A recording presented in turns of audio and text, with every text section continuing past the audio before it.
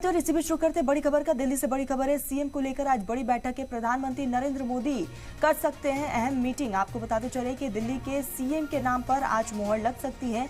कल हो सकती है ऑब्जर्वर की तकरूरी। दिल्ली सीएम को लेकर आज बड़ी बैठक हो सकती है। वजीर आजम नरेंद्र मोदी की क़यादत में हो सकती है मीटिंग में सीएम चेहरे के नाम पर मोहर लगेगी। दिल्ली में वजीर आला की तकरूरी को लेकर चर्चा तेज हो गई है। जराये के मुताबिक वजीर आजम नरेंद्र मोदी के दिल्ली सीएम को लेकर आज एक बड़ी बैठक हो सकती है।